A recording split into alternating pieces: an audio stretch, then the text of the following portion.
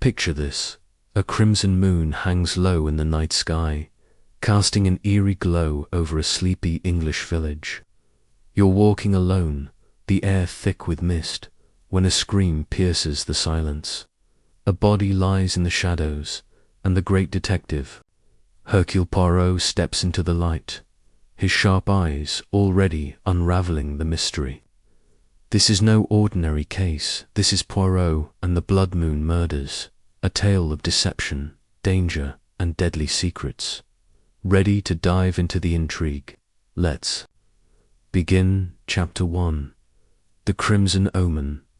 The village of Blackthorn Hollow is quiet, nestled in the misty English countryside.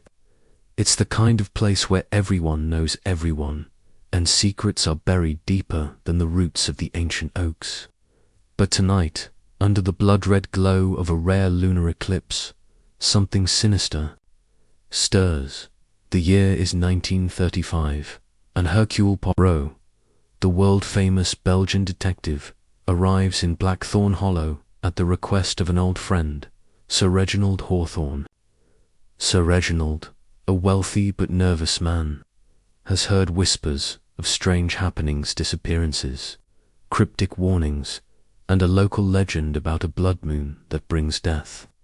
Poirot, with his impeccable moustache and razor-sharp mind, is skeptical, but intrigued.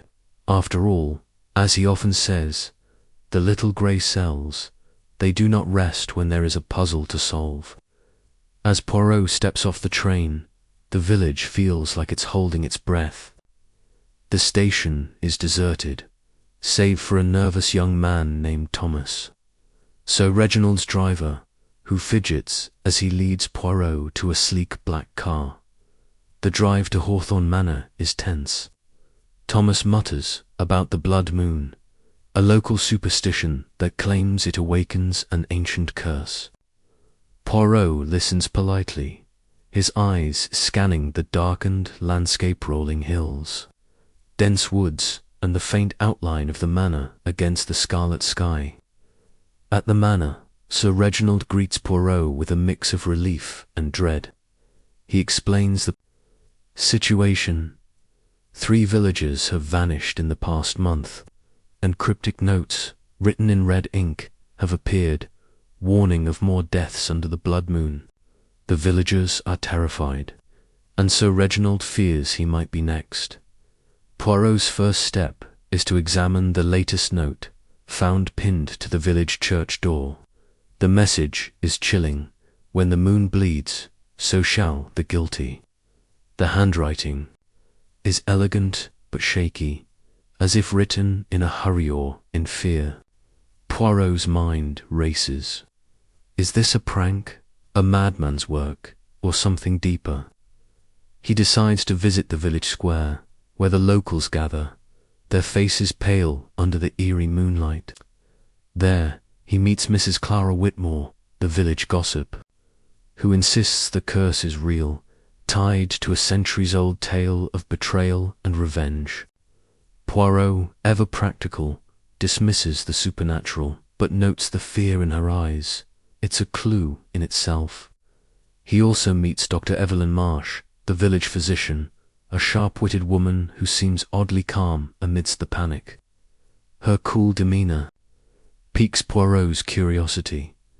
Could she know more than she lets on? As the night deepens, Poirot returns to the manor, his mind buzzing with questions. Who wrote the notes? Why target Blackthorn Hollow? And what does the blood moon have to do with it all? He sips a tisane, his favorite herbal tea, and begins to piece together the puzzle. The village is a chessboard, and someone is playing a deadly game, but Poirot, with his unmatched intellect, is ready to make his first move. The chapter ends with a scream echoing from the manor's grounds. A body has been found, and the blood moon's curse seems all too real. What happens next? We'll find out as Poirot takes his first steps into the heart of the mystery. Chapter 2. The first victim. The scream that shattered the night sends a chill through Hawthorne Manor. Hercule Poirot, ever composed, sets down his tisane, and follows Sir Reginald and his staff to the saucer-sprawling garden behind the manor, bathed in the blood moon's ominous glow. There, sprawled beneath an ancient yew tree, lies the body of Mr. Harold Grayson, the village baker. His lifeless eyes stare at the sky, a single red-inked note clutched in his hand. The scene is grim, and the gathered servants whisper nervously about the curse. Poirot, however, sees only facts. Grayson's throat bears marks of strangulation, and the note reads, "The moon sees all." The detective's little grey cells are already at work, analysing every detail. This is no supernatural acted. Murder, calculated and cold. Poirot kneels beside the body, his gloved hands carefully examining the scene. Grayson, a stout man in his 50s, was well liked but known for his temper, especially when business was slow. The strangulation mark suggests a struggle, but there's no sign of a weapon or footprints in the damp grass. Poirot notes the precision of the act, someone strong, someone deliberate. The note, written in the same elegant but shaky script as the one from the church, is a vital clue. Poirot tucks it into his pocket, ignoring the gasps of the onlookers. Sir Reginald, pale and trembling, urges Poirot to call the police, but the detective waves him off. The police, they will come, but first Poirot must think. He requests everyone return to the manor, preserving the scene for his investigation. Inside, Poirot begins questioning the household. Sir Reginald's wife, Lady Margaret, a frail woman with sharp eyes, claims she was in her room all evening, reading. The butler, Mr. Jenkins, a stoic man with a limp, says he was polishing silver in the pantry. Thomas, the driver, admits he was in the garage, but his nervous stammer makes Poirot's moustache twitch with suspicion. Then there's Sarah, the young maid, who bursts into tears, saying she saw Grayson arguing with someone in the village earlier that day. Who? She can't say, she was too far to see clearly. Poirot listens, his calm demeanour masking the whirlwind of connections forming in his mind. He knows the key to solving this lies in understanding Grayson's life and enemies. Poirot ventures back to the village, visiting Grayson's bakery. The shop is modest, filled with the faint scent of bread and yeast. Mrs. Clara Whitmore, the gossip from the square, is there, eager to share rumours. She tells Poirot that Grayson had a falling out with a local farmer, Mr. Daniel Pike, over unpaid debts. Pike, a burly man with a quick temper, was seen shouting at Grayson just days ago. Poirot also learns from Dr. Evelyn Marsh, who stops by to offer her medical opinion on Grayson's death, that the baker had a weak heart. Strangulation would have been quick but brutal. Her clinical tone intrigues Poirot. She seems almost too detached. Could she be hiding something, or is her composure just professional? As Poirot pieces together these fragments, he notices a pattern. Fear is spreading, but someone is orchestrating it. The blood moon, the notes, the murder, all part of a performance. But why Grayson? Was he simply in the wrong place, or was he the guilty one the notes warned about? Poirot returns to the manor, where the household is on edge, whispering about the curse. He sits by the fire, sipping another tisane, and reflects. The killer is close, perhaps among those he's already met. The blood moon still looms, and Poirot knows more will die unless he acts swiftly. The next piece of the puzzle awaits, and it's time to dig deeper into Blackthorn Hollow's secrets. Chapter 3. Shadows of Secrets. The air in Blackthorn Hollow grows heavier as the blood moon lingers, its crimson light seeping through the manor's curtains. Hercule Poirot, undeterred by the village's growing panic, sits in Sir Reginald's study, his sharp eyes scanning a map of the village. The murder of Harold Grayson has stirred the pot, and Poirot knows the killer is watching, waiting for the next move. His goal today is clear: uncover Grayson's connections and find the thread that ties the baker's death to the cryptic notes. The village is a web of hidden grudges, and Poirot's little grey cells are ready to untangle it. Poirot begins his day by visiting the village pub, the Red Lion, a dimly lit hub where locals drown their fears in ale. The landlord, Mr. George Baxter, a gruff man with a scarred cheek, greets Poirot with suspicion but softens when the detective orders a non-alcoholic cider, rare choice in these parts. Baxter reveals that Grayson was a regular, often arguing with Daniel Pike, the farmer Mrs. Whitmore mentioned. Their dispute wasn't just about debts. Grayson accused Pike of sabotaging his flour deliveries, claiming someone tampered with his supplies, making his bread unsellable. Poirot's interest piques sabotage suggests motive, and motive suggests enemies. He thanks Baxter, noting the landlord's quick glances toward the door as if expecting trouble. Next, Poirot tracks down Daniel Pike at his farm on the village outskirts. The farmer is a towering figure, his hands calloused from years of labor. He admits to the feud with Grayson but insists he's no murderer. He was a cheat, that baker, Pike growls, but I'd rather see him in court than dead. Poirot observes Pike's clenched fists and the muddy boots by the door boots that could belong to anyone but raise a question. Could Pike have been near the manor last night?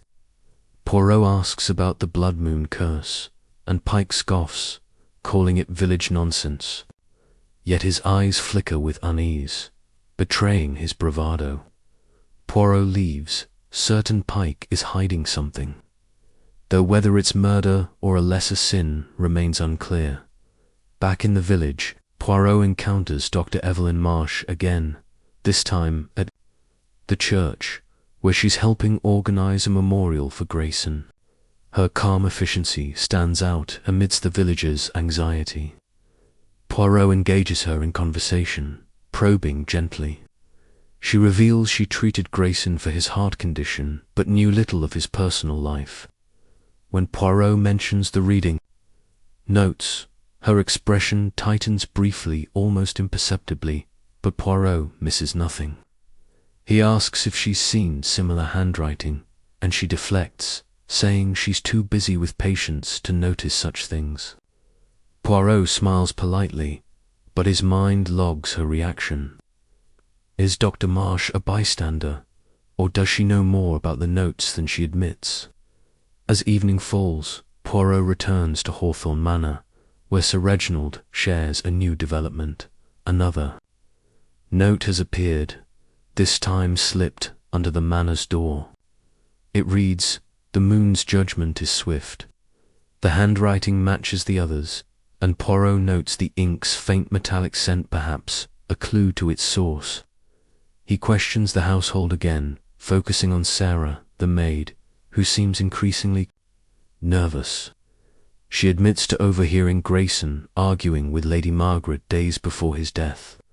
Something about old debts and promises broken. Lady Margaret, when confronted, dismisses it as a misunderstanding, but her trembling hands betray her. Poirot's suspicions deepen. Could the manor's own residents be entangled in this deadly game? The chapter closes with Poirot standing by the manor's window, gazing at the blood moon. The village is a puzzle, each person a piece hiding their true shape. Grayson's death was no random act. It's tied to secrets buried in Blackthorn Hollow's past. Poirot knows the killer is bold, leaving notes to taunt him, but boldness breeds mistakes. The next clue is out there, waiting to be found, and Poirot is ready to shine a light into the shadows. Chapter 4. The web tightens, the blood moon hangs like a wound in the sky, its eerie light casting long shadows over Blackthorn Hollow. Hercule Poirot, ever the master of observation, stands in the grand hall of Hawthorne Manor, his polished shoes clicking softly on the marble floor as he paces. The murder of Harold Grayson, the cryptic notes, and the whispers of a curse have woven a complex tapestry of intrigue, and Poirot is determined to unravel it thread by thread. His little grey cells hum with activity, piecing together the clues. The redinked messages, the strangulation marks, the village's fear, and now a new note that warns of swift judgment. Today, Poirot sets out to dig deeper into the lives of those around him, suspecting the killer is not only close but cunning, hiding in plain sight among the manor's residents or the village's tight-knit community. Poirot begins his morning with a visit to the village archives, a dusty room above the town hall where records of Blackthorn Hollow's history are kept. The archivist, Miss Eleanor Price, is a wiry woman in her 60s with a sharp memory and a sharper tongue. She greets Poirot with a skeptical glance, clearly unimpressed by his reputation, but softens when he compliments her meticulous record-keeping. Poirot asks about the blood moon legend, hoping to uncover its origins. Miss Price, eager to share, recounts a tale from the 17th century. A wealthy landowner, betrayed by his kin, was murdered under a blood moon, and his dying curse promised vengeance on the guilty.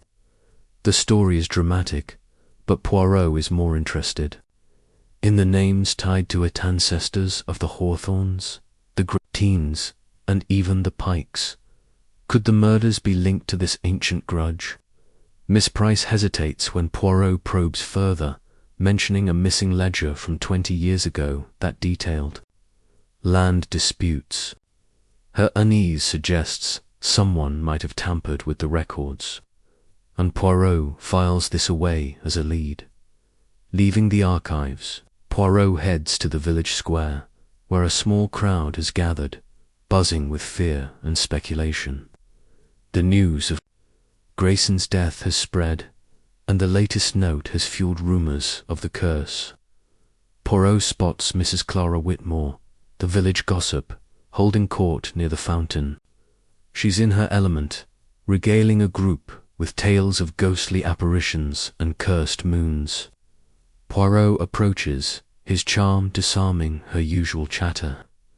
He steers the conversation to Grayson's enemies, and Clara, relishing the attention, reveals that Grayson had a heated dispute with Mr. Jenkins, the manor's butler.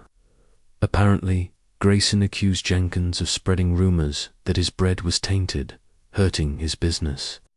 Jenkins, a man of few words, had brushed it off, but Clara swears she saw him near the bakery the night before Grayson's death.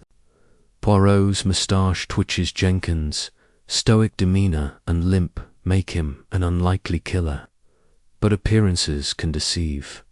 Poirot decides to confront Jenkins back at the manor.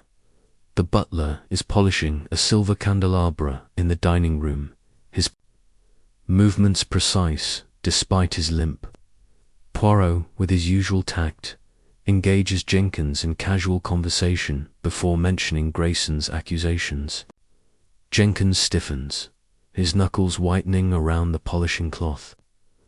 Grayson was a fool, he says curtly, always looking for someone to blame for his troubles. He claims he was in the manor all night, but when Poirot presses for details, Jenkins' story falters. He can't recall exactly when he finished his tasks. Poirot notes the butler's discomfort and shifts gears, asking about the missing ledger Miss Price mentioned. Jenkins' eyes narrow, and he mutters something about old papers being misplaced years ago. The response is too vague for Poirot's liking, and he resolves to investigate the manor's own records later. As afternoon fades into evening, Poirot takes a walk through the manor's grounds, his mind racing. The yew tree where Grayson was found looms in the distance, its gnarled branches like accusing fingers. He notices a faint path leading into the nearby woods, barely visible in the grass. Following it, he discovers a small clearing with signs of recent activity: broken twigs, trampled earth, and, hidden beneath a bush, a scrap of fabric stained with what looks like red ink. Poirot carefully collects it, his mind buzzing. The ink matches the notes, and the fabric, a fine wool, suggests someone of means. Could it belong to Lady Margaret, whose nervous demeanour has caught his attention? Or perhaps Dr. Evelyn Marsh, whose cool detachment seems almost calculated? Returning to the manor, Poirot encounters Sarah, the maid, who's carrying a tray of tea to Lady Margaret's room. Her hands tremble, and she nearly drops the tray when Poirot gently asks if she's seen anyone near the woods recently. Sarah hesitates, then whispers that she saw Dr. Marsh walking near the manor's edge late last night, after Grayson's body was found. She swears she didn't mention it earlier out of fear of causing trouble. Poirot reassures her, but his mind is alight with possibilities. Dr. Marsh's presence in the village, her medical knowledge, and her guarded responses make her a person of interest. Could she be crafting the notes, using her expertise to stage a murder, or is she merely a witness caught in the wrong place? Dinner at the manor is a tense affair. Sir Reginald is distracted, Lady Margaret picks at her food, and Thomas, the driver, avoids eye contact. Poirot observes them all, his polite conversation masking his scrutiny. He brings up the blood moon legend casually, watching their reactions. Lady Margaret gasps and excuses herself, claiming a headache. Sir Reginald laughs nervously, dismissing it as superstition. Thomas mutters something incoherent and spills his wine. Only Jenkins remains impassive, though Poirot notices his grip on the serving tray is tighter than necessary.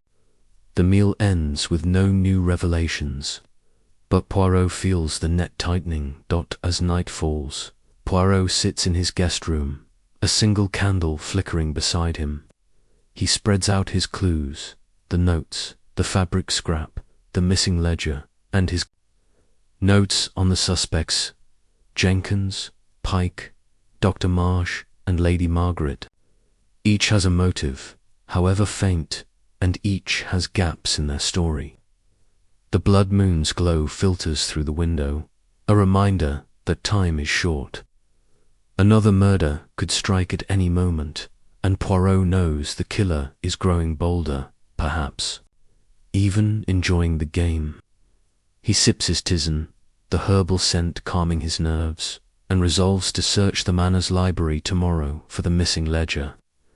The truth is close, hidden in the shadows of Blackthorn Hollow's past, and Poirot is determined to bring it to light. Chapter 5. The library's secrets. The blood moon still looms over Blackthorn Hollow, its crimson hue painting the village in a restless, uneasy glow. Hercule Poirot, ever the picture of composure, adjusts his immaculate tie and sips his morning tisane in the quiet of Hawthorne Manor's guest room.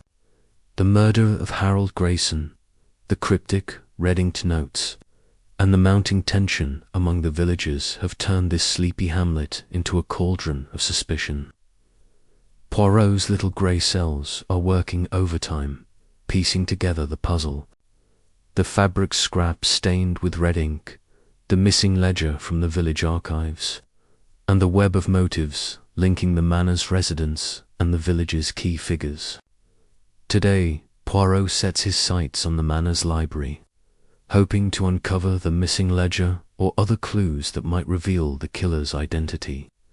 The air is thick with secrets, and Poirot knows that one wrong move could let the murderer slip through his fingers.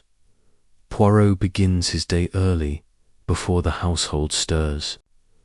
The manor's library is a grand oak panelled room, its shelves lined with leather-bound books and dusty tomes, the smell of age and neglect. Sunlight filters through heavy curtains, casting long shadows across the polished floor.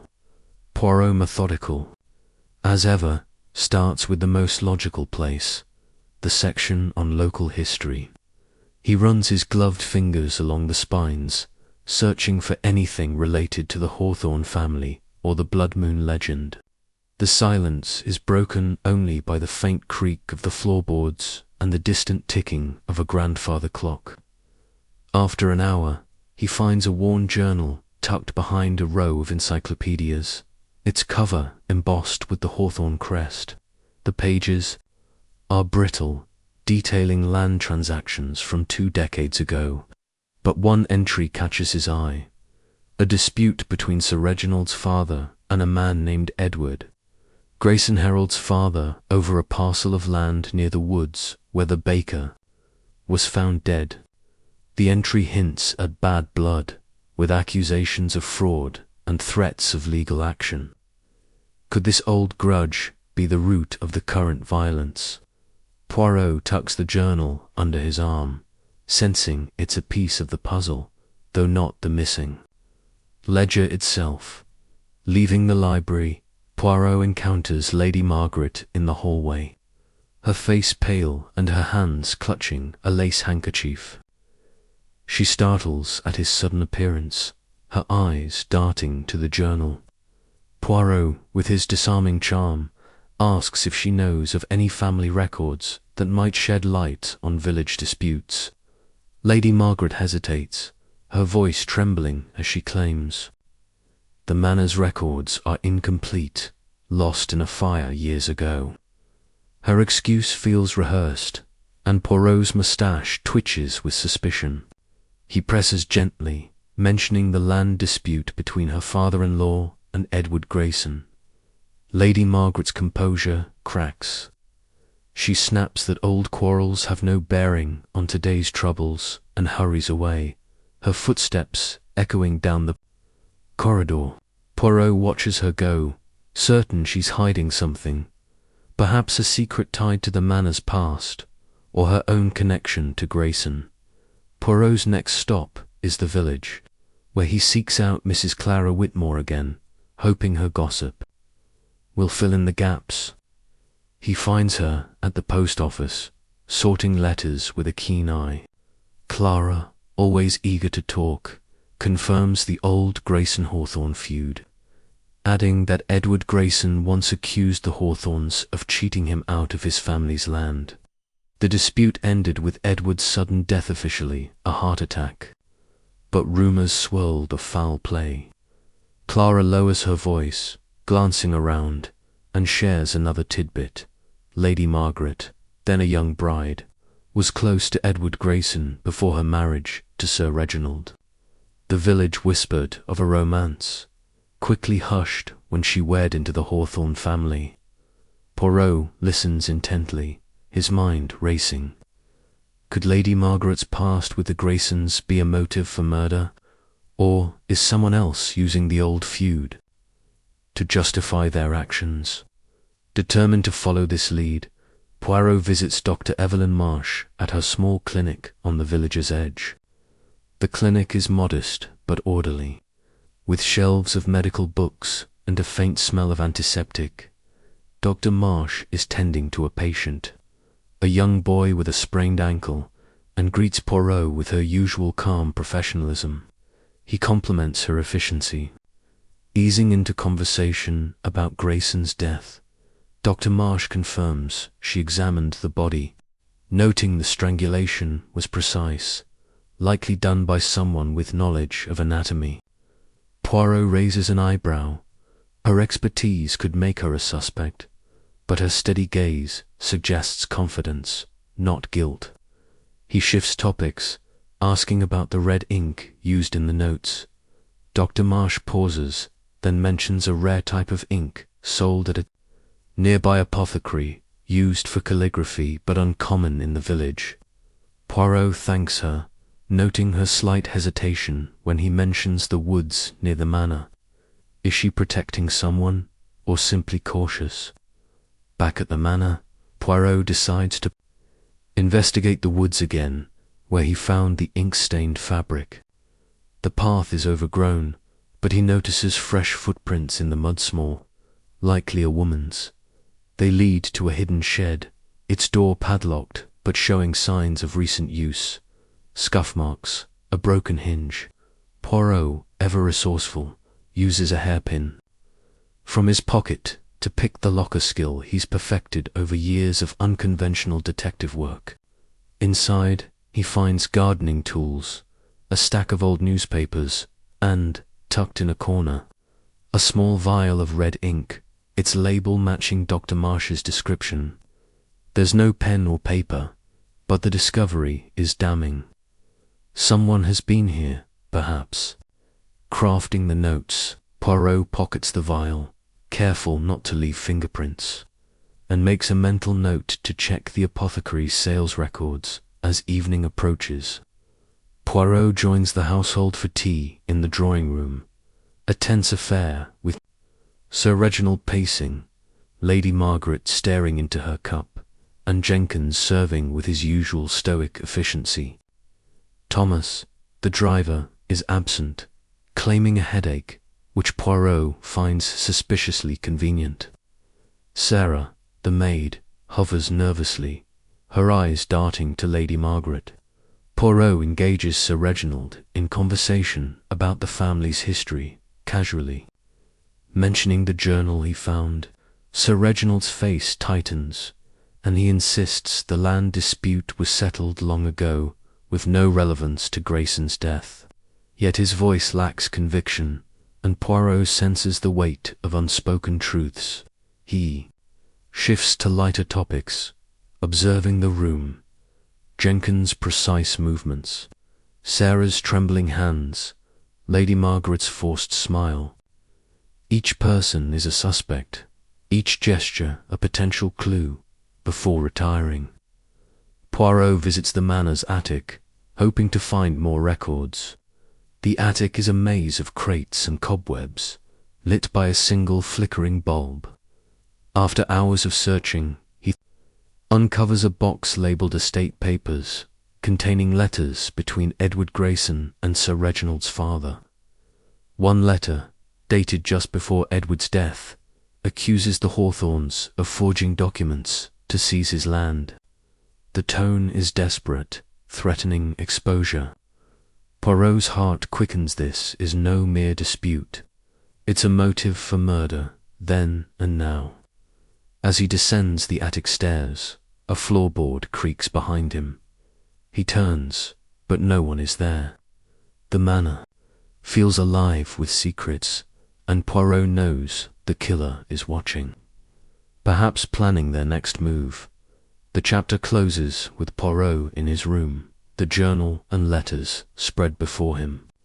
The red ink vial sits on the table, its metallic scent mingling with the aroma of his tisane. The blood moon casts its glow through the window, a silent witness to the unfolding drama. Poirot's mind is a whirlwind of connections. The Grayson Hawthorne feud, Lady Margaret's past, Dr. Marsh's knowledge, Jenkins' evasiveness, and the mysterious footprints. The killer is clever, using the blood moon legend to sow fear, but Poirot is cleverer. He knows the next clue could break the case wide open or lead to another body. Tomorrow, he'll visit the apothecary and confront the household with his findings. The web of secrets is tightening, and Poirot is ready to pull the final thread. Chapter 6. The apothecary's clue. The blood moon's eerie glow lingers over Blackthorn Hollow, casting a restless pall over the village as dawn breaks. Hercule Poirot, immaculate in his tailored suit, adjusts his hat and steps out of Hawthorne Manor, his mind sharp and focused. The murder of Harold Grayson, the cryptic red-inked notes, and the web of secrets tying the village to an ancient feud have set the stage for a deadly game. Poirot's discoveries, the journal detailing the Grayson-Hawthorne land dispute, the red ink vial in the shed, and the mysterious footprints point to a killer hiding among familiar faces.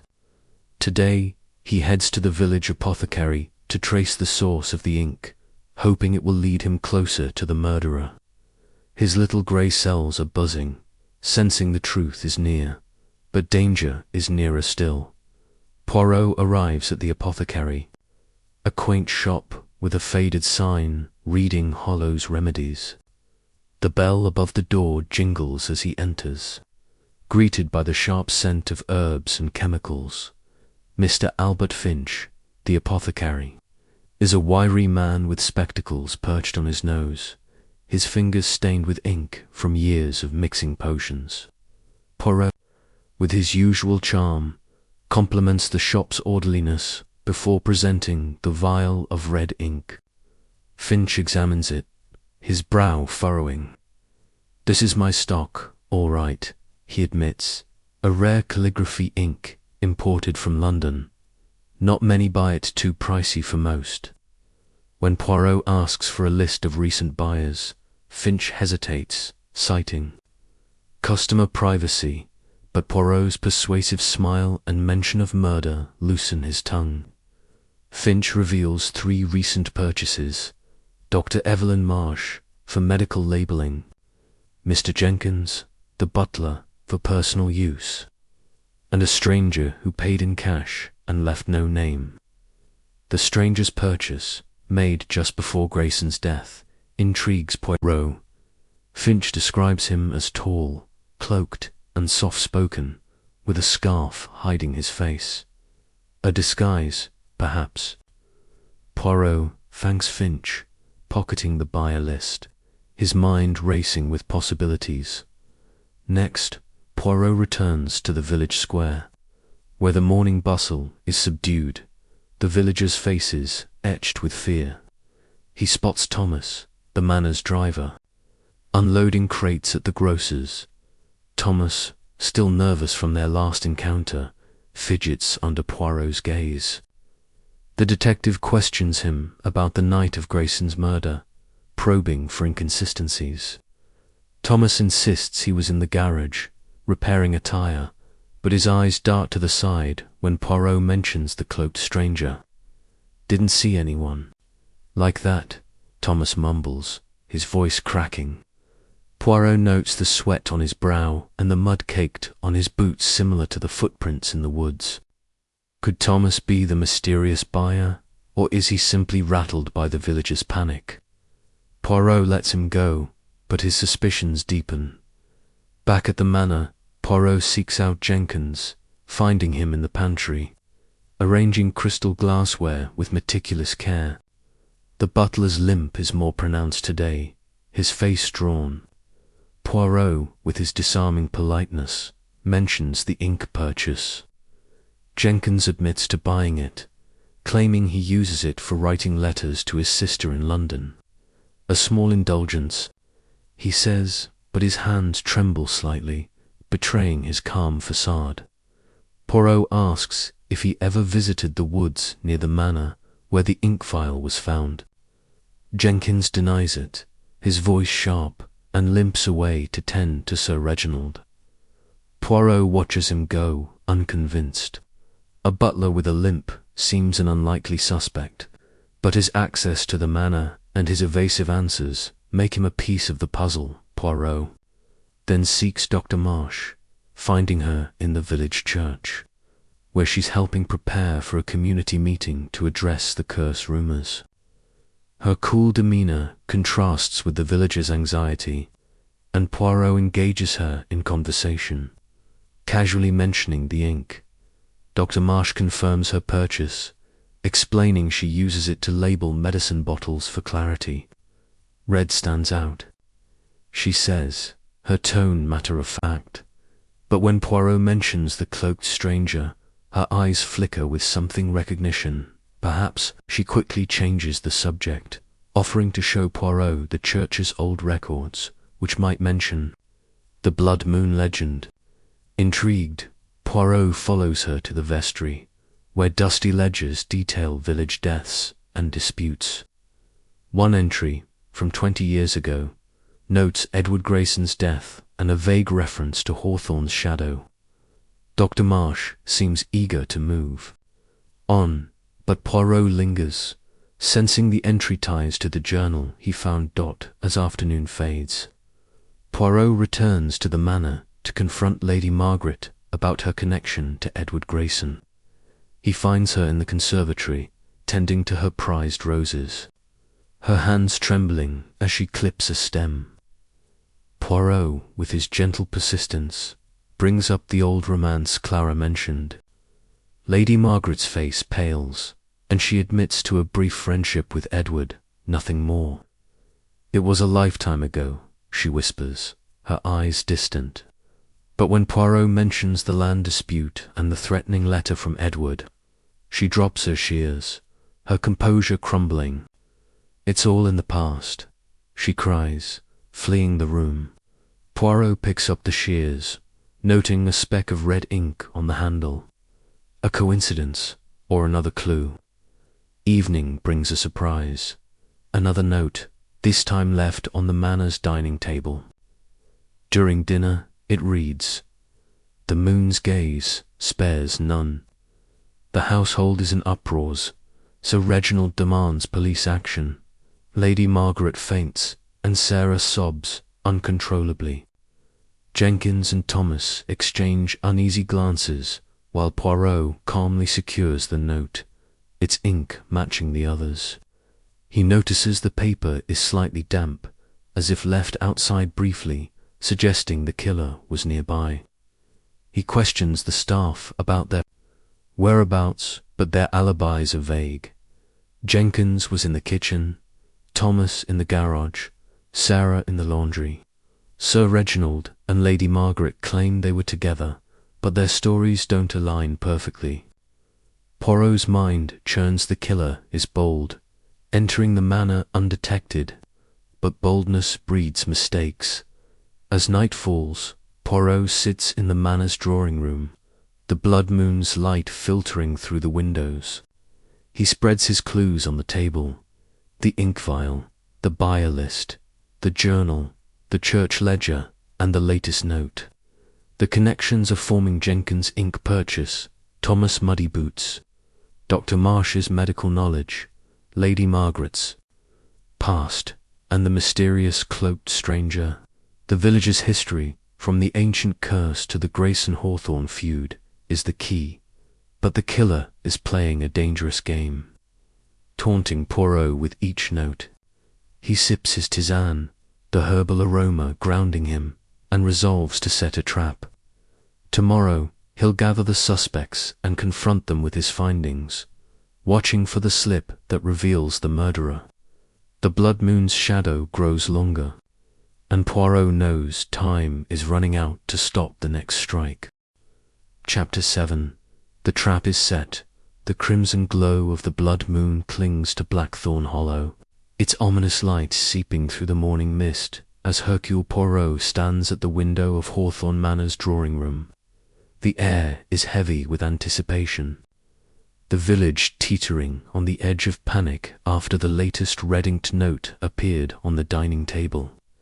Its words, "The moon's gaze spares none," a chilling promise of more violence.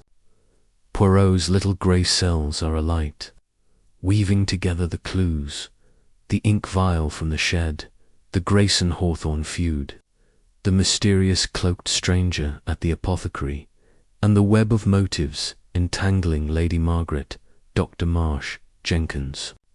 And Thomas, the killer, is bold, taunting Poirot with each note, but boldness invites error, and Poirot is ready to exploit it.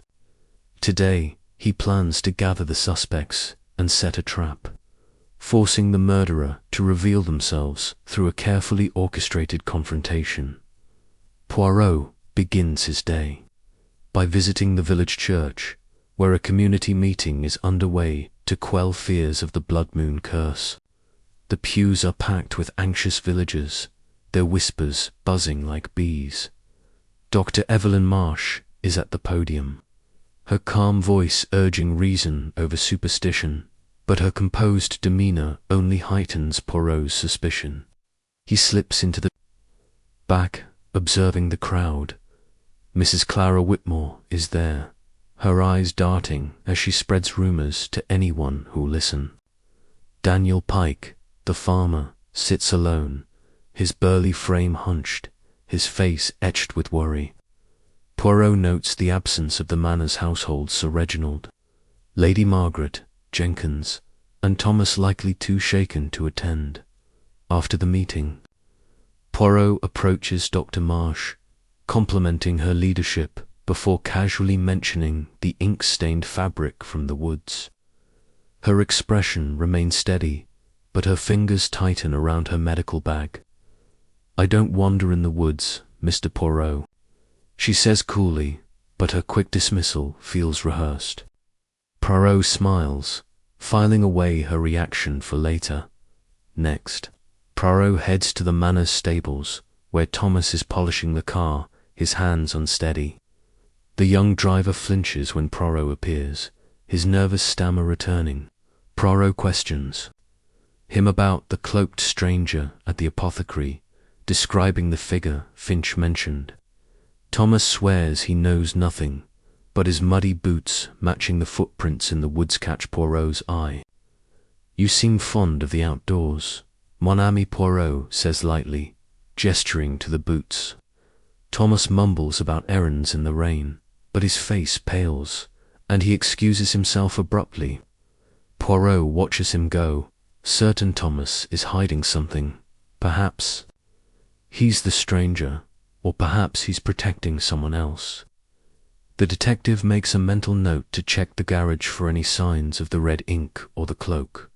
Returning to the manor, Poirot seeks out Jenkins, finding him in the butler's pantry, meticulously folding linens. The butler's limp is pronounced today, his face drawn with fatigue. Poirot, with his usual tact, brings up the ink purchase again, asking if Jenkins ever lent it to anyone. Jenkins insists it was for personal use, his tone curt. "I keep to myself, sir," he says, his eyes avoiding Poirot's when pressed about his whereabouts during the latest note's delivery. Jenkins claims he was in the cellar, checking wine stocks. Poirot notices a faint red stain on the butler's cuff, barely visible but unmistakable. Ink or something else. Jenkins brushes it off as wine, but Poirot's suspicions deepen. He thanks Jenkins, his polite smile masking his growing certainty that the butler's stoic facade hides a secret. Poirot then finds Lady Margaret in the Manor's music room, playing a melancholy tune on the piano. Her hands tremble on the keys, and she stops when Poirot enters, her eyes red-rimmed. He gently probes about her past with Edward Grayson, mentioning the threatening letter he found in the attic. Lady Margaret's composure cracks. She admits to a youthful friendship with Edward, but denies any romance. "It was a mistake to trust him," she whispers, her voice breaking. When Poirot mentions the red ink on her shears, she gasps, claiming it's paint from her gardening tools. Her reaction is too quick, too defensive, and Poirot senses she's guarding a painful truth, perhaps tied to the land dispute or something more personal. He leaves her to her music, her notes echoing with unease. As afternoon turns to evening, Poirot gathers Sir Reginald, Lady Margaret, Jenkins, Thomas, and Dr. Marsh, who's been invited under the pretense of discussing village safety in the Manor's dining room. The table is set with crystal and silver, but the atmosphere is tense. The blood moon's light filtering through the windows. Poirot announces his plan to reveal new evidence, watching each face for a telltale sign. He produces the ink vial, the fabric scrap, and the latest note, laying them out like pieces on a chessboard. "The killer is among us," he declares, his voice calm but commanding. He describes the cloaked stranger, the apothecary's records, and the Grayson-Hawthorne feud, noting how each person has a connection to the crime. Sir Reginald shifts uncomfortably. Lady Margaret clutches her handkerchief. Jenkins stares at the table. Thomas fidgets, and Dr. Marsh's eyes narrow slightly. Poirot then reveals his trap. He's instructed Sarah, the maid, to guard the manor's study, where he's placed a fake note claiming to know the killer's identity. The guilty one will try to retrieve it, he says, his gaze sweeping the group disperses, but Poirot lingers, watching from a shadowed corner of the hall. Hours pass, the manor quiet except for the creak of floorboards. Then a figure slips toward the study, cloaked in darkness. Poirot follows silently, his heart steady despite the danger. The figure pauses at the study door, reaching for the handle. But a sudden noise of dropped candlesticks startles them, and they flee into the night. Poirot pursues, but loses them in the gardens, finding only a single glove dropped in haste. It's fine leather, monogrammed with a faint M. Margaret, Marsh, or someone else entirely. Poirot pockets the glove, his mind racing. The trap has worked, but not as planned. The killer is cunning, but they've left a clue. As night deepens, Poirot returns to his room. The glove, notes, and other clues spread before him. The blood moon casts its relentless glow, a reminder that time is slipping away. The killer is desperate, their actions growing reckless, and Poirot knows another strike is imminent. He sips his tisane, the herbal scent calming his nerves, and plans his next move. A visit to the apothecary to confirm the stranger's identity and a deeper investigation into the glove's owner. The manor and village are a powder keg of secrets, and Poirot is determined to light the fuse that exposes the truth before the blood moon claims another victim. Chapter 8. The glove's secret. The blood moon's relentless crimson glow bathes Blackthorn Hollow, its light seeping into every corner of Hawthorne Manor as Hercule Poirot sits in his guest room, the monogrammed glove resting on the table before him. The trap he set last night, baiting the killer with a fake note, nearly succeeded, but the shadowy figure's escape has only sharpened his resolve. The glove, with its faint M embroidered in gold thread, is a tantalizing clue, pointing to Lady Margaret, Dr. Evelyn Marsh, or perhaps another player in this deadly game. The redinked notes, the Grayson-Hawthorne feud, the ink vial, and the cloaked stranger at the apothecary form a puzzle that Poirot's little grey cells are piecing together with precision. The killer is cornered, their desperation growing, and Poirot knows he must act swiftly to prevent another murder. Today, he plans to trace the glove's origin and revisit the apothecary, hoping to unmask the mysterious stranger and tighten the net around the culprit. Poirot begins his morning with a visit to the village tailor, Mr. Henry Voss, whose shop is a cluttered haven of fabrics and sewing machines. Voss, a portly man with a cheerful demeanour, adjusts his pince-nez as Poirot presents the glove. The tailor examines it closely, noting the fine leather and expert stitching. "This is custom work," he says, "made for someone with means. That M is my Marquis monogram, all my pieces." When Poirot asks about recent orders, Voss consults his ledger, revealing 2 matching gloves, one commissioned by Lady Margaret for a gift, and another by Dr. Marsh, who claimed it was for a patient with sensitive hands. Both were delivered months ago, but Voss recalls Lady Margaret seemed nervous when collecting hers, while Dr. Marsh was her usual composed self. Poirot thanks him, his mind buzzing.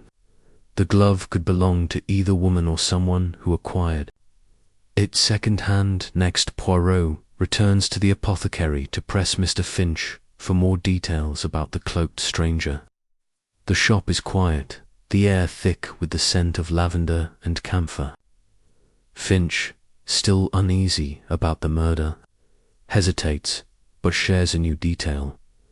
The stranger's cloak had a distinctive brooch, a silver crescent moon, glinting under the shop's lamplight. Poirot's eyes narrow. Could this be a nod to the blood moon legend, or a deliberate taunt?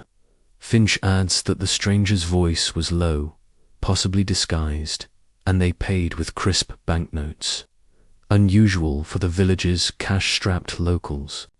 Poirot asks if anyone else in the village owns such a brooch, and Finch mentions seeing a similar one on Lady Margaret's shawl at a recent charity event. The connection to Lady Margaret grows stronger, but Poirot remains cautious. Clues can be planted to mislead. Back at the manor, Poirot seeks out Sarah, the maid, who's dusting the library with a nervous energy. Her hands shake as she polishes a brass lamp, and Poirot, with his gentle charm, coaxes her to talk. He asks if she's seen a crescent moon brooch among Lady Margaret's things. Sarah nods, her voice barely a whisper, confirming she saw it in Lady Margaret's jewelry box last week. When Poirot mentions the glove, Sarah's eyes widen. She recalls finding a single glove in the laundry, mismatched and out of place, but thought nothing of it. It was near Mr. Jenkins' quarters, she adds, then clams up, fearing she said too much. Poirot reassures her, but his mind races. Could Jenkins have access to Lady Margaret's belongings, or is Sarah's memory muddled by fear? Poirot then confronts Lady Margaret in the manor's rose garden, where she's pruning her beloved flowers, her movements jerky and distracted. He presents the glove, watching her closely. Her face pales, and she claims it's hers, lost weeks ago, during a walk. "I give gloves as gifts sometimes," she stammers, her eyes avoiding his. When Poirot mentions the crescent moon brooch, her hand flies to her throat, where the brooch is pinned to her shawl. "It's a family heirloom," she says defensively, insisting she was in her room the night of the trap. Her story is plausible but shaky, and Poirot senses she's teetering on the edge of confessional deception. He thanks her, leaving her to her roses, but his suspicions deepen next. Poirot tracks down Dr. Marsh at her clinic, where she's sorting medical supplies with her usual efficiency. He shows her the glove, noting her lack of surprise. "I ordered one for a patient," she says calmly, "but I don't know where it ended up." When Poirot mentions the crescent moon brooch, she shrugs, claiming she's never owned such a thing. Her composure is unnerving, but Poirot notices a slight twitch in her jaw when he brings up the apothecary stranger. He shifts tactics, asking about her whereabouts during the trap. Dr. Marsh claims she was at the clinic, working late, but no one can confirm her alibi. Poirot thanks her, his polite smile masking his growing certainty that she's withholding something critical. As evening approaches, Poirot visits the manor's garage, where Thomas is tinkering with the car's engine. The driver's hands are greasy, his eyes darting nervously. Poirot asks about the cloaked stranger, describing the brooch, and Thomas flinches, dropping a wrench. "I don't know about no brooch," he mutters, but his voice cracks. Poirot notices a pile of rags in the corner, one bearing a faint red staining, or oil. He asks Thomas about the glove, and the driver claims he's never seen it, but his trembling hands betray him. Poirot leaves, certain Thomas is entangled in the mystery, perhaps as an accomplice or a pawn. At dinner, the manor's atmosphere is electric with tension. Sir Reginald drinks heavily. Lady Margaret picks at her food. Jenkins serves with a strained expression, and Thomas is absent, claiming illness. Poirot observes them all, his mind mapping connections: the glove, the brooch, the ink, and the feud. He announces he's close to naming the killer, watching for reactions. Lady Margaret gasps, Jenkins' hand shakes, and Sir Reginald spills his wine. Dr. Marsh, invited for the meal, remains impassive, but her eyes meet Poirot's for a fraction too long. After dinner, Poirot finds a new note slipped under his door. The moon's justice is near. The ink is fresh, the handwriting shakier than before. The killer is rattled, their taunts growing frantic. Poirot retires to his room. The glove, notes, and journal spread before him. The blood moon's light casts eerie shadows, a reminder of the ticking clock.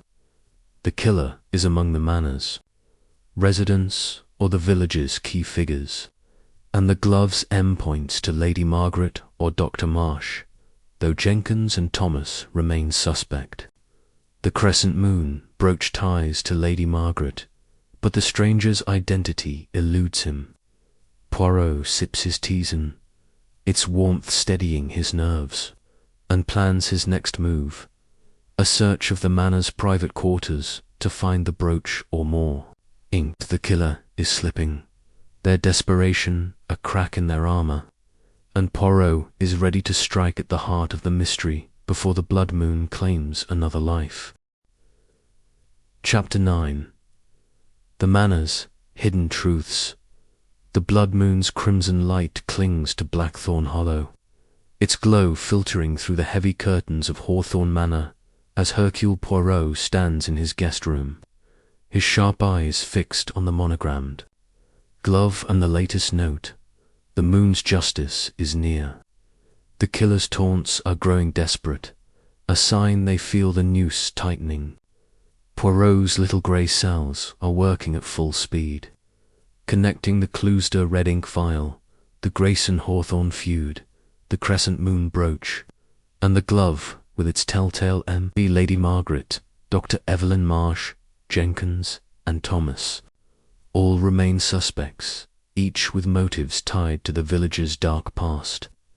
The trap Poirot set revealed a shadowy figure, but their escape has only fueled his determination. Today, he plans to search the manor's private quarters for the brooch, or more ink, hoping to uncover the final piece of the puzzle before the killer strikes again. The air is thick with tension, and Poirot knows the truth is hidden within the manor's walls. Poirot begins his day with a calculated move. He requests Sir Reginald's permission to inspect the manor's private rooms, citing the need to ensure everyone's safety. Sir Reginald, his face haggard from sleepless nights, reluctantly agrees, though his eyes betray unease. Poirot starts with Lady Margaret's quarters, a spacious room filled with delicate furniture and the faint scent of lavender. He searches methodically, checking drawers, jewelry boxes, and wardrobes. In a velvet-lined case, he finds the crescent moon brooch, its silver glinting in the morning light. The discovery is damning, but Poirot remains cautious. Lady Margaret's nervous demeanour suggests fear, not guilt. He also finds a letter, half-burned in the fireplace, its legible fragments mentioning Edward and regret. The handwriting isn't hers, but it's familiar, resembling the red-inked notes. Poirot pockets the letter, his mind racing. Is Lady Margaret the killer, or a victim of someone exploiting her past? Next, Poirot moves to Jenkins' small room near the servants' quarters. The butler's space is Spartan, with only a bed, a desk, and a worn Bible. Under the mattress, Poirot finds a notebook filled with cryptic entry states, times, and initials, including H.G. Harold Grayson and E.M. Evelyn Marsh. One entry mentions a meeting in the woods, dated the night of Grayson's murder. The handwriting matches the redinked notes, and Poirot's pulse quickens. Jenkins' stoic facade and limp make him an unlikely killer, but his access to the manor and the ink purchase are suspicious. Poirot also finds a vial of red ink, half empty, hidden in a hollowed-out book. The evidence is mounting, but Poirot knows better than to jump to conclusions. Jenkins could be a pawn in a larger scheme. Poirot then searches Thomas' quarters in the garage annex, a cluttered space smelling of oil and leather. Among the tools and spare parts, he finds a tattered cloak, its hem stained with mud matching the wood soil. There's no brooch, but a small bottle of red ink, identical to the apothecary's, is tucked in a toolbox. Thomas' nervous behavior and muddy boots align with the footprints Poirot found, and the cloak strengthens the link to the mysterious stranger. Could Thomas be the cloaked figure, acting alone or under orders? Poirot leaves the room undisturbed, planning to confront Thomas later. His suspicions now split between the driver and Jenkins. Dr. Marsh, though not a manor resident, has a guest room for her frequent visits, and Poirot examines it next. The room is tidy, with medical journals, and a neatly packed bag.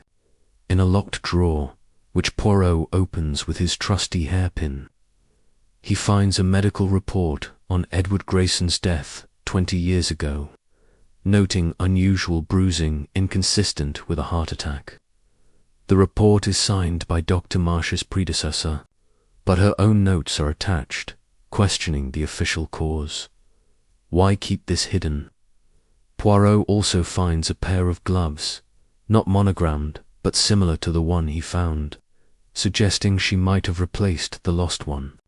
The absence of a brooch or ink clears her slightly, but her knowledge of anatomy and access to the manor keep her in the frame. As afternoon fades, Poirot gathers the household in the drawing room, his demeanour calm but commanding. Sir Reginald, Lady Margaret, Jenkins, Thomas, and Dr. Marsh sit in uneasy silence as Poirot lays out his findings: the brooch, the burned letter, Jenkins' notebook, Thomas' cloak, and Dr. Marsh's report.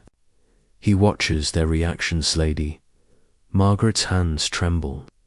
Jenkins stares at the floor. Thomas shifts nervously. Dr. Marsh remains composed, and Sir Reginald's face reddens with anger. Poirot announces he's sent for the police, claiming he knows the killer's identity, though he's bluffing to provoke a reaction. The truth will emerge tonight, he says, his eyes scanning the room. Lady Margaret gasps, Jenkins' jaw tightens, and Thomas bolts for the door, only to be stopped by Sir Reginald's firm grip. Poirot excuses himself, retreating to the library to review his clues. The burned letter, Jenkins' notebook, and Thomas' cloak point to a conspiracy, but the brooch and glove tie back to Lady Margaret. Dr. Marsh's report suggests she's digging into the past, perhaps for justice or to cover her tracks. As night falls, Poirot hears a commotion. Sarah, the maid, screams from the hallway. He rushes out to find her clutching a new note, pinned to the manor's front door. The moon ends it tonight. The ink is fresh, the handwriting shakier than ever. The killer is panicking, their plan unraveling, and Poirot knows they'll strike soon. He instructs Sarah to stay safe and gathers the household again, locking the doors to keep everyone inside.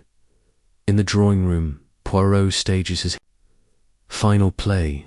He reveals the notebook and cloak, accusing Jenkins and Thomas of working together, possibly under someone's orders. Jenkins denies it, his voice cracking, while Thomas sobs, claiming he only followed instructions to leave notes. Who gave them? Poirot demands, but Thomas clams up, glancing at Lady Margaret. She collapses, confessing to knowing about Edward Grayson's death, but swearing she's no murderer. Dr. Marsh steps forward, her voice steady, admitting she suspected foul play in Edward's death and kept the report to protect the village from old wounds. The room is a powder keg, and Poirot's trap is closing, God, as the blood moon reaches its peak. A crash echoes from the manor's attic. Poirot races upstairs, finding a window shattered and a figure fleeing across the lawn. He pursues, but the figure vanishes into the woods. Returning to the attic, he finds a hidden box containing old letters between Edward Grayson and Sir Reginald's father, confirming the land fraud and hinting at a cover-up. The pieces are falling into place, but the killer remains one step ahead. Poirot sips his tisane, the blood moon's light casting shadows, and prepares for the final confrontation.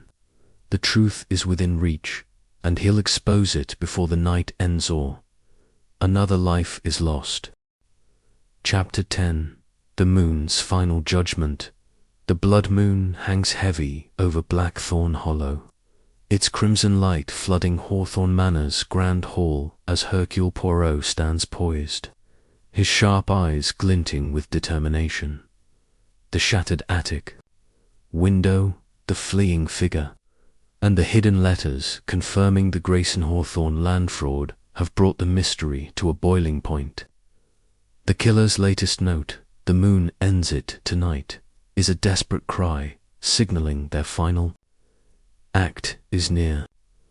Poirot's little grey cells have woven together the clues, the red-inked notes, the monogrammed glove, the crescent moon brooch, the ink vial, Jenkins' notebook, Thomas' cloak, and Dr. Marsh's report on Edward Grayson's suspicious death.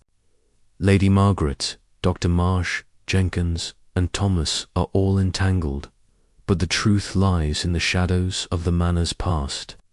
Tonight, Poirot will stage his grand reveal, gathering the suspects to unmask the murderer before the blood moon sets. The air crackles with tension, and Poirot knows one misstep could cost another life. Poirot begins by summoning the household and Dr. Marsh to the manor's dining room, its long table gleaming under the chandelier's glow.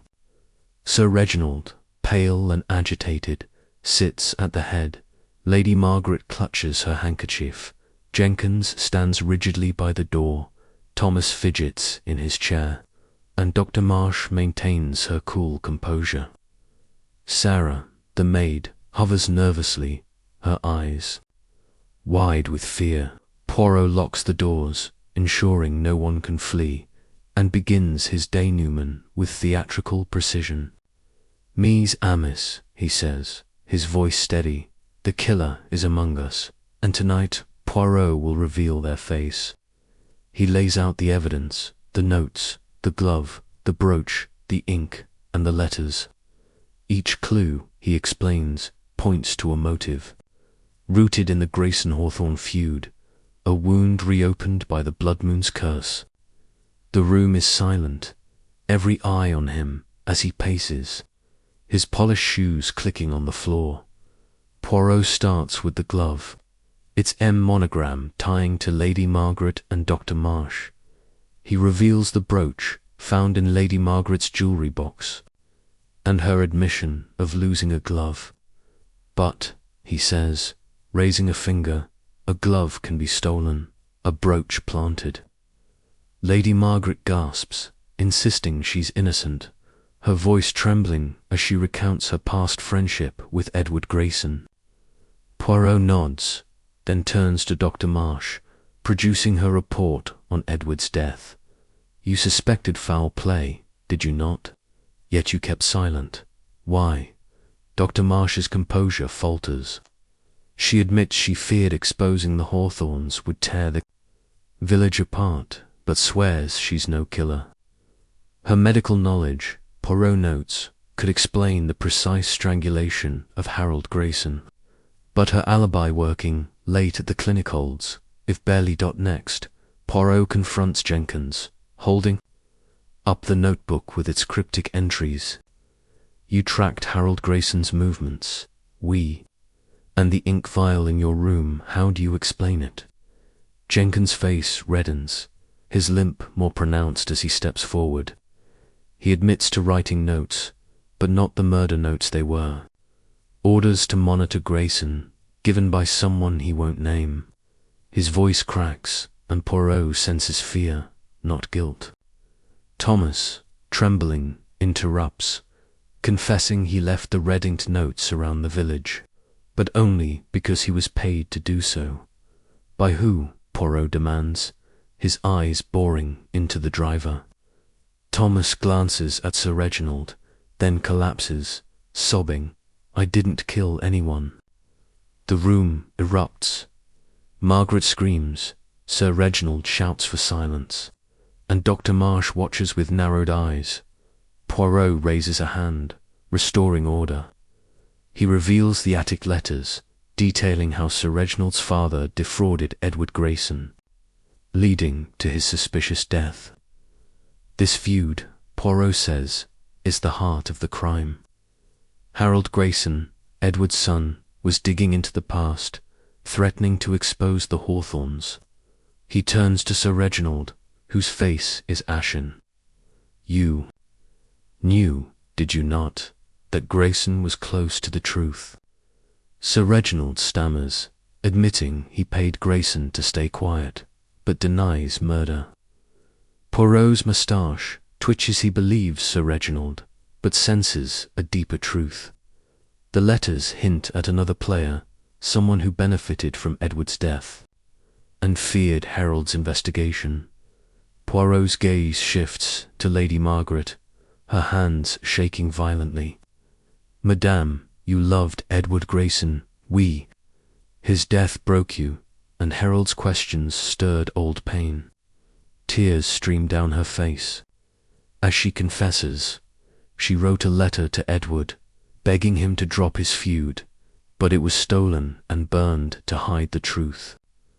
Poirot nods, then produces the half-burned letter from her room, its handwriting matching the red-inked notes. The room gasps, but Poirot raises a hand.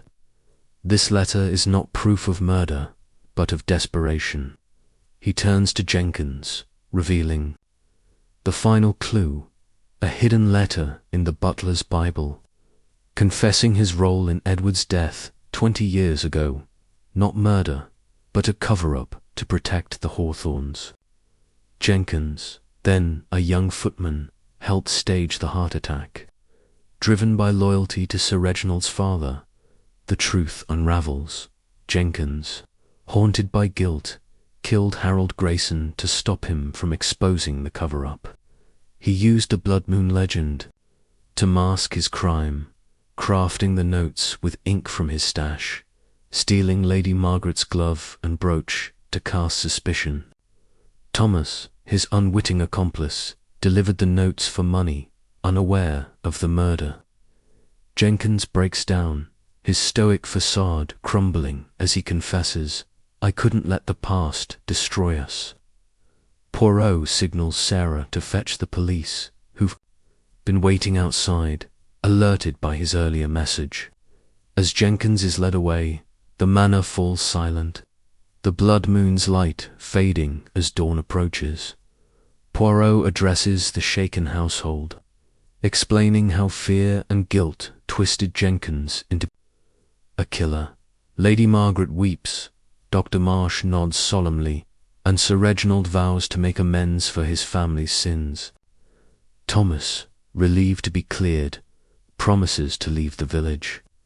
Poirot, satisfied, sips his tisane, the case closed. The blood moon's curse was no curse at all, but a man's desperate attempt to bury the past. As he prepares to leave Blackthorn Hollow, Poirot reflects, the little grey cells, they always find the truth, no matter how dark the night. Hey, if you enjoyed this tale of mystery and intrigue, hit that like button and subscribe for more thrilling stories. Comment below, did you suspect was the killer? Thanks for joining Poirot on this journey, and we'll see you in the next adventure.